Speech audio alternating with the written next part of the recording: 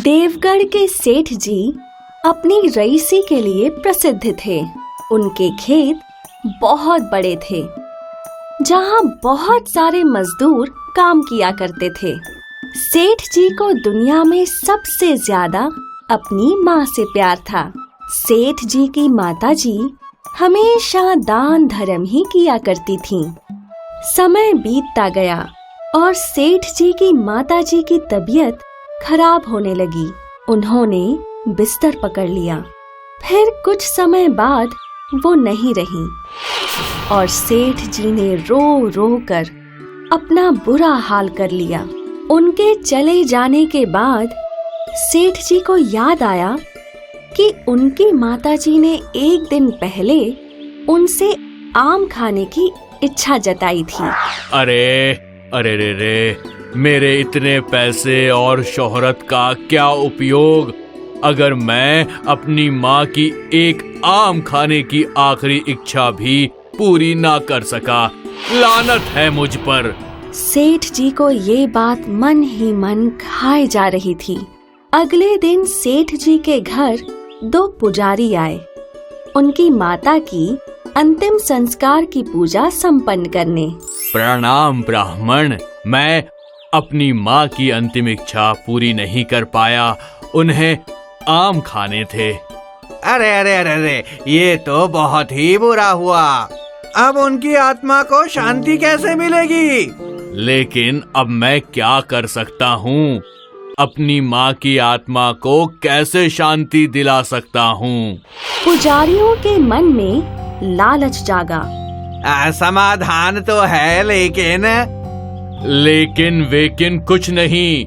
आप जो भी उपाय है बताइए, मैं सब कुछ करूँगा जिससे मेरी माँ की आत्मा को शांति मिले। पुजारियों ने एक दूसरे की ओर देखा। आपको 2 सोने के आम ब्राह्मणों को दान में देने होंगे, तभी आपकी माताजी की आत्मा को शांति मिलेगी। सेठ जी थोड़े सोच में पड़ गए। सोने के आम? लेकिन मेरी इतनी अमीरी के बावजूद मैं अपनी माँ की इच्छा नहीं पूरी कर पाया। अब मैं उनकी आत्मा को भटकता नहीं छोड़ सकता।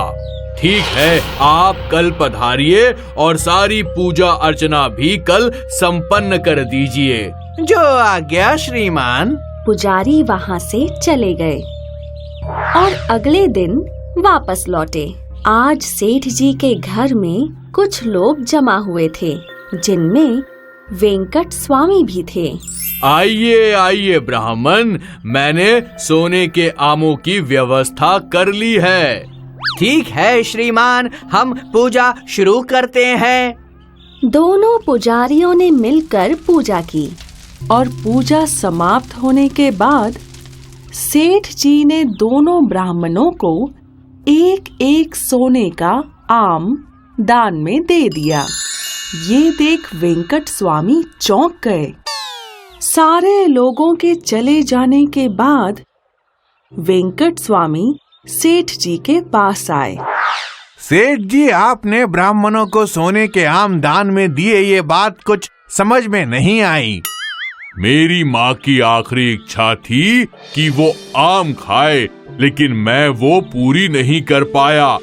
तो उनकी आत्मा को शांति मिले, इसीलिए ब्राह्मणों ने मुझे सोने के आम दान करने का उपाय बताया। वेंकट स्वामी ब्राह्मणों की धोखाधड़ी समझ गए और उन्होंने उन्हें सबक सिखाने का सोच लिया। अगले दिन वेंकट स्वामी ने ब्राह्मणों को अपने घर बुलाया।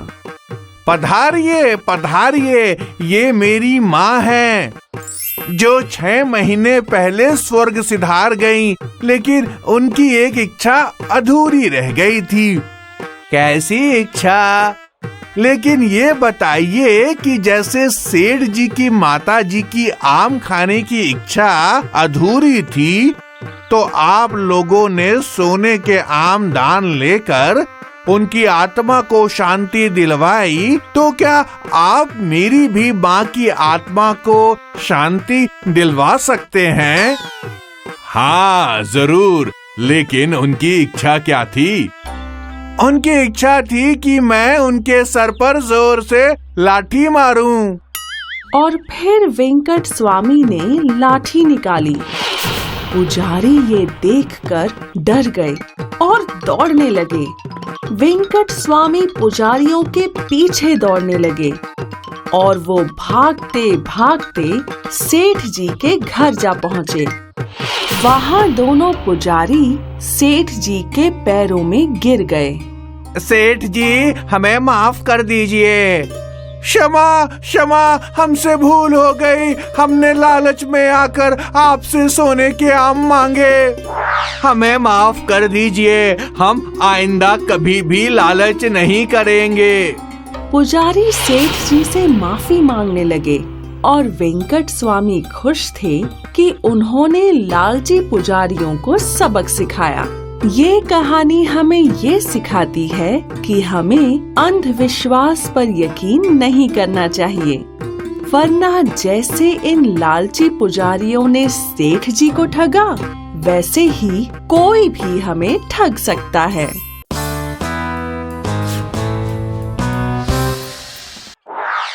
एक गांव में लीला नाम की एक दूध वाली थी। लीला के पास 2 गाय थी जिनसे वो रोज दूध इकट्ठा किया करती थी। दूध इकट्ठा करने के बाद वो गांव-गांव जाकर दूध बेचा करती थी।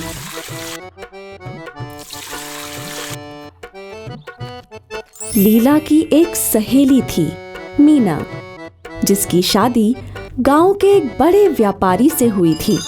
लीला जब भी उस गांव जाती तो वो अपनी सहेली के घर जरूर जाती गप्पे लड़ाने। एक दिन लीला अपनी सहेली से मिलने गई। मीना, मीना, आई लीला। क्या बात है, आज बहुत सज संवर के घूम रही हो? अरे, आज मेरे पति के कुछ मित्र हमारे घर आने वाले हैं। अच्छा, और ये नया हार? हाँ, ये उन्होंने कल ही भेंट दिया। अच्छा है ना?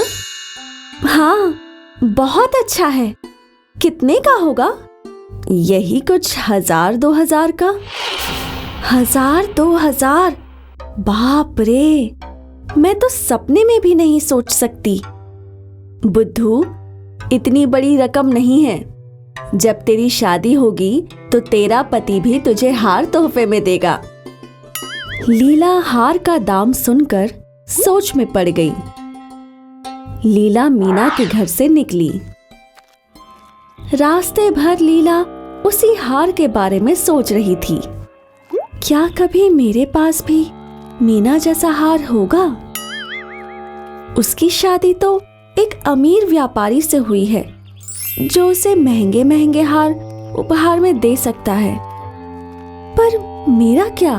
अगर मेरी शादी किसी गरीब से हुई तो? क्यों ना मैं ही खुद पैसे इकट्ठा करके वैसा हार लूं? लेकिन मेरे पास पैसे बचते ही कहाँ हैं। लीला ऐसा सोचते सोचते चल ही रही थी कि उसका ध्यान नदी के किनारे दूध में मिलावट कर रहे नत्थू दूध वाले पर गया। ये तो खुलेआम मिलावट कर रहा है। इसके पास 2-2 घर भी हैं। शायद मुझे भी इसी की तरह दूध में पानी मिलाकर बेचना चाहिए। इससे मुझे बहुत सारे पैसे मिल जाएंगे। ऐसा सोच लीला बहुत खुश थी। अगले दिन लीला ने रोज की तरह गायों से दूध इकट्ठा किया और फिर उसने उसमें आधा पानी मिलाया। लीला ये दूध लेकर गांव गई। उसने ये दूध गांव वालों को बेचा और अब उसके पास दुगने पैसे थे। अरे वाह, आज तो मैंने दुगने पैसे कमाए हैं। अगर ऐसा ही चलता रहा तो मैं जल्दी हार खरीद पाऊंगी।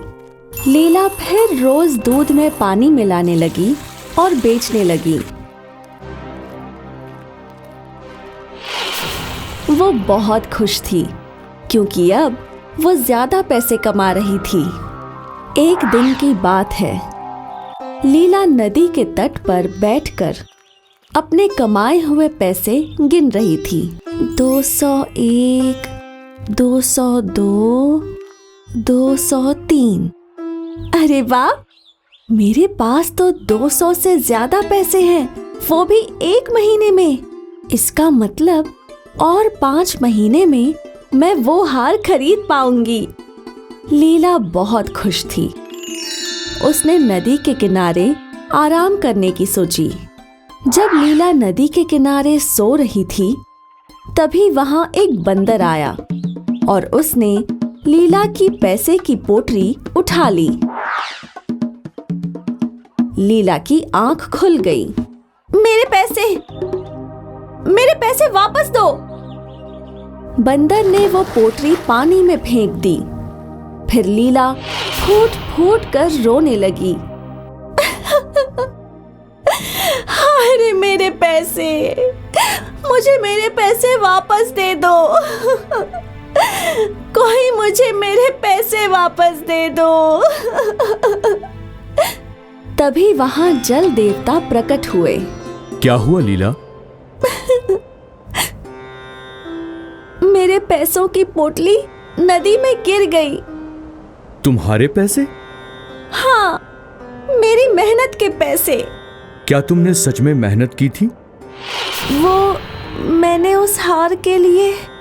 वो तुम्हारे मेहनत के पैसे नहीं थे, इसलिए वो तुम्हें नहीं मिलेंगे। तुमने दूध में मिलावट करके दूसरों को ठग के वो पैसे कमाए थे। वो पाप की कमाई थी। मैं समझ गई देव, मुझे माफ कर दीजिए। अब मैं कभी भी धोखेबाजी से पैसे नहीं कमाऊंगी। लीला को अपनी गलती समझ में आ गई और उससे ये भी सीख मिली कि लालच करके बेईमानी से कोई भी अच्छी चीज प्राप्त नहीं होती। हाय, मैं हूँ शाइनी। अगर आप मुझे ऐसे ही देखना चाहते हैं तो इस वीडियो को जरूर शेयर करें और हाँ, इस चैनल को भी सब्सक्राइब करना ना भूलें